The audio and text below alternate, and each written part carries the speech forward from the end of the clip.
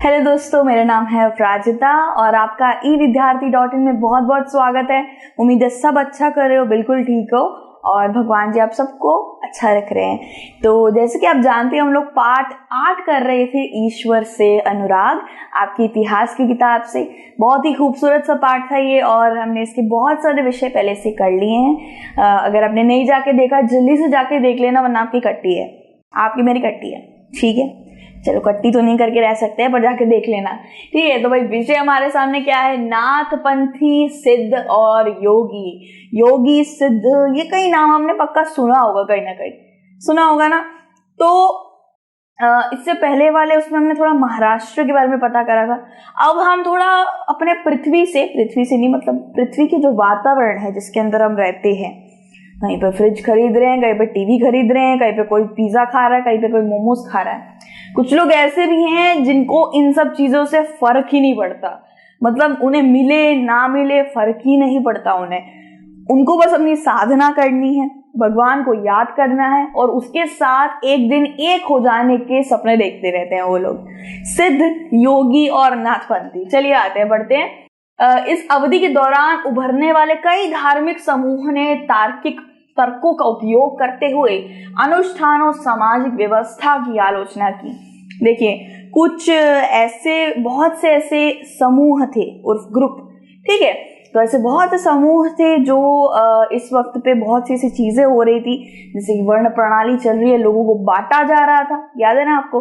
किसी को ब्राह्मण का दर्जा दिया जा रहा था, किसी को क्षत्रिय का दर्जा दिया जा रहा था, किसी को कह रहे हैं अनुष्ठान करो, 1100 रुपए चढ़ाओ, 11,000 चढ़ा दो, ये करो वरना बच्चा नहीं होगा, वो करो वरना बीवी खुश नहीं होगी, पता नहीं ऐसी क्या चीजें चल रही थी।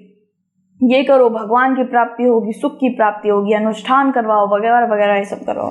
तो इन लोगों ने, जिनकी मैं बात कर रही हूँ, सिद्ध और योगियों ने, इन्होंने अपना साधारण, बहुत ही साधारण सा, आसान सा तर्क रखा, सत्य का सहारा लिया और हमेशा यही बताया कि आपको अगर भगवान से मिलना है या फिर आपको भगवान से बातचीत करनी है तो आपको अनुष्ठानों की या किसी तीसरे आदमी की या फिर फालतू के वर्ण में बांटे जाने की कोई जरूरत नहीं है। आप लोगों को कभी भी वर्ण में बांटा नहीं जाना चाहिए।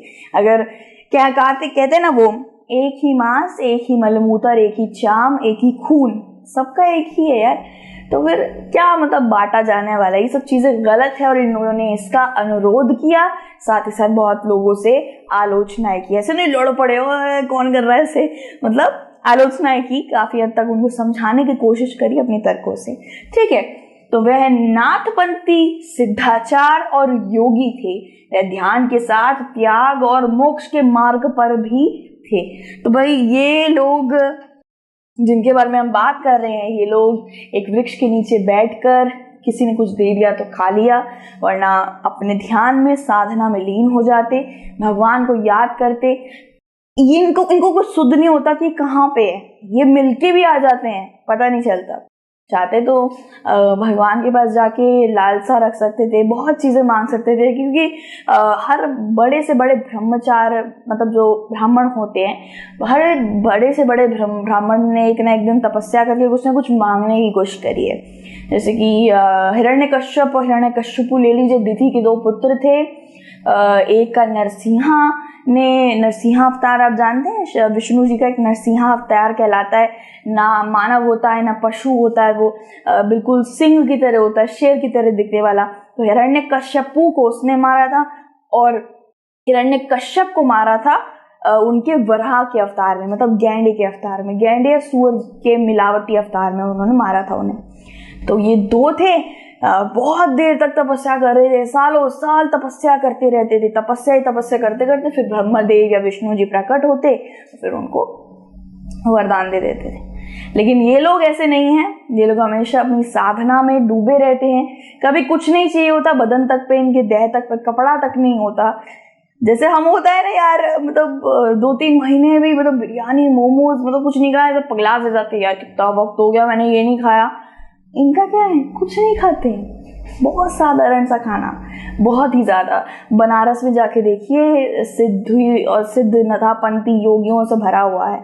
कुछ तो मतलब नंगे भी घूम रहे होते हैं। तो इन्होंने मोक्ष की तरफ जाने का हमेशा से इनका मन रहता है। हमेशा त्याग में रहते हैं ये लोग, त्याग, हर चीज़ का त्याग करते हैं। कपड़ा तक नहीं पहनते तन पर, जितना कपड़ा ढकने के लिए चाहिए होता है उतना ही पहनते हैं। साधना में लीन रहते हैं।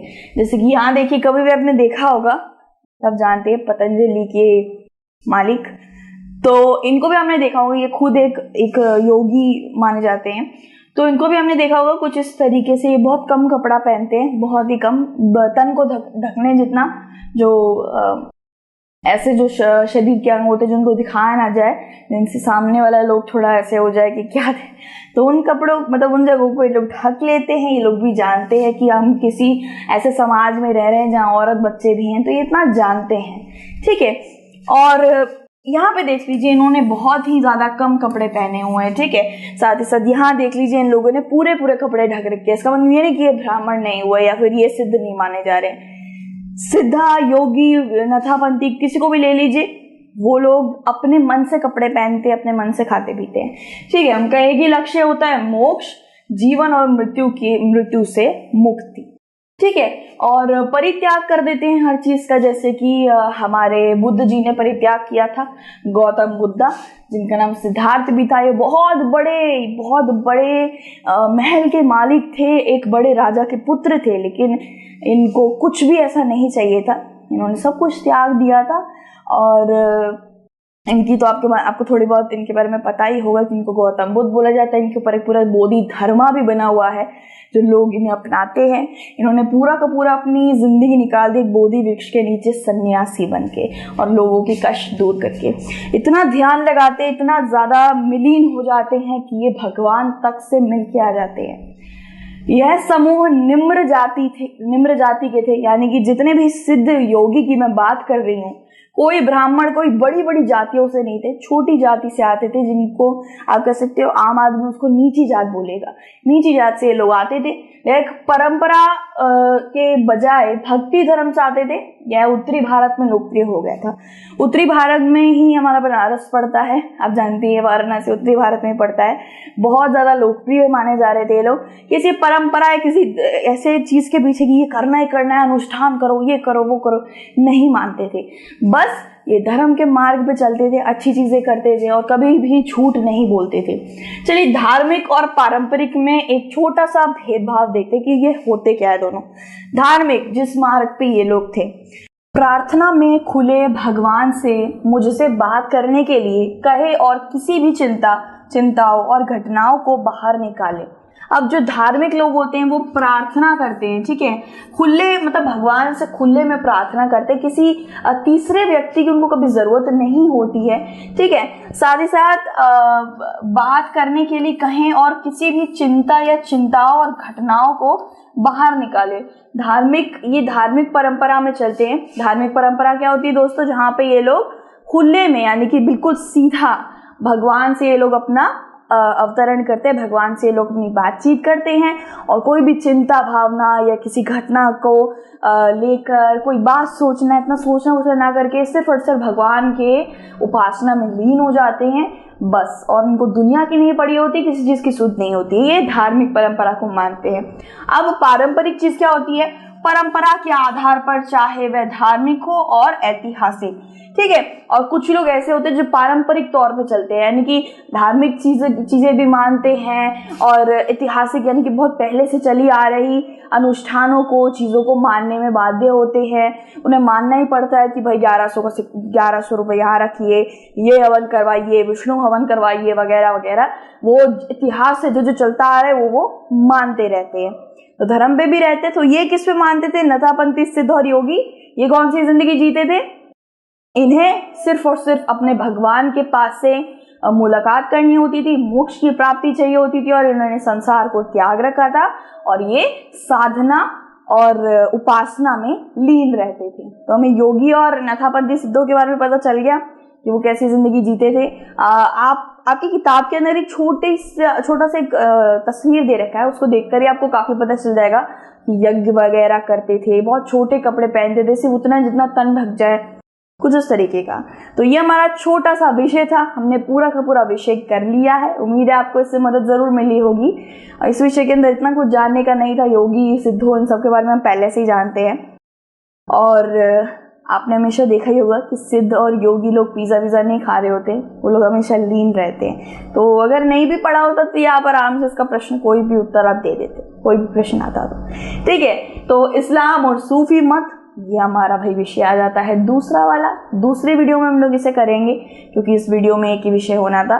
एक चीज़ और बतानी थी दोस्तों कि ये जितने भी मैं आपको लिखवाती हूँ ना, ये जितनी भी पंक्तियाँ होती है यही आप पढ़ लीजिए, बस आपका एक विषय हो गया। तो ये जितनी भी पंक्तियां होती है हमारे जो वेबसाइट है evidyarthi.in, ये वाली वेबसाइट, इसके अंदर आज जाके आप देख सकते हैं, नोट्स का सेक्शन होगा, उसमें आपको मिल जाएगा ये सारा लिखा हुआ, सब आपको दस्तावेज मिल जाएंगे जिसे आप जाके पढ़ सकते हैं। और साथ ही साथ ये ऐप पर भी रहेगा। ठीक है, तो हर एक पार्ट, हर एक विषय वहाँ पे ज़रूर रहेगा। ठीक है दोस्तों, तो भाई आपसे अलविदा लेने की बारी आ गई है, दूसरे विषय में मिलना है ना। तो be happy, be positive, god bless you always, हमेशा अपना ध्यान रखिएगा। Take care and bye bye.